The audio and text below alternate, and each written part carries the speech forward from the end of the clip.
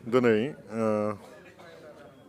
समकं इउएन एकाडेमिनि न'ब्लाङाव धेमाजि जिल्ला बर' फरायसा आफाद आरो सिमेन्ट दख'र बर' बोसोरसालिया जथुम्मा खुंनो थाखाय मोनसे रिसेपसन कमिटि दानाय जाबाय। बेवहाय आंखौ वार्किं प्रेसिडेन्ट हिसाबै आं बिबान मोनबाय आरो लोगोसे जोंहा प्रेसिडेन्ट हिसाबै डक्टर सचिन दले सिभिल सार्भिस कलेजनि प्रिन्सिपाल बिथांखौ बिबान होबाय आरो लोगोसे आंखौ वार्किं प्रेसिडेन्ट लोगोसे बिदिसर दैमारि बिथांखौ कनभेनर आरो जोंना फाइनान्सियेल साब कमिटिनि इनचार्ज हिसाबै मिथिंगा सरगियारि आरो लोगोसे जोंनि सिमेन्ट ओनसोलनि थानाय जोंनि बर' माहारियारिनि गासिबो दैदेनगिरि बिथांमोनखौ लानानै आरो रायजो राजाखौ लानानै मोनसे गोख्रों बानजाय आफाद दाना लानो हाबाय। दा बेवहाय बिबान दानायजों लोगोसे जोंखौ बिबानबो होखाबाय। दा जों आसा खालामदों फैगौ 30थि बोसोरसालिया जथुम्माखौ जों मोजाङै गाजा गोमजायै खुंफुंनो थाखाय थागथियारि जाबाय। बेनि थाखाय जोङो माखासे साब कमिटिबो दाखानाय जाबाय। बे साब कमिटियाव बिबान मोननाय गासिबो दैदेनगिरिजों लोगोसे गासिबो बिबानगिरिफ्रा सोद्रोमाफ्रा मोजाङै मोजां खुंफुंलांनो थाखाय जों थागथियारि जाबाय।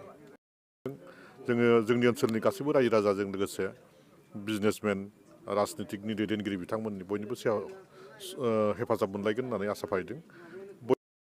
फैगौ जानो गोनां 28 आरो 29 डिसेम्बराव जागोन 2024 मायथाइनि बेखौ जों मोजाङै खुंफुंनो थाखाय लाहार फाहार लानाय जासिगोन आरो जायगाया समकं रंगमन्च होनो बेयाव TMPKनि मोनसे सुबुं जिरायसालि बेवहायनो जोङो मोनसे गुवार फिल्डबो दंखायो बेवहायनो खुंनायनि थाखाय थांखि लानाय जाबाय।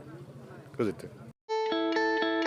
मोनसे फोसावथाय सनाजों गावखौ समायफ्लेहोनो गोसो गोनां बिथांमोननि थाखाय मोनसे गोजोनथाव खौरां। दुर्गा फुजा आरो धनतेरासनि बाम्पार अफार होदों CB जुवेलार्सआ।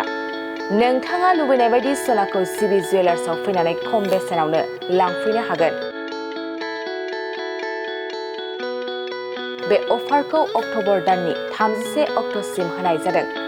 नोंथाङा बे CB जुवेलार्सआव गोबां रोखोमनि सना आरो डायमन्डफोर मोननो हागोन।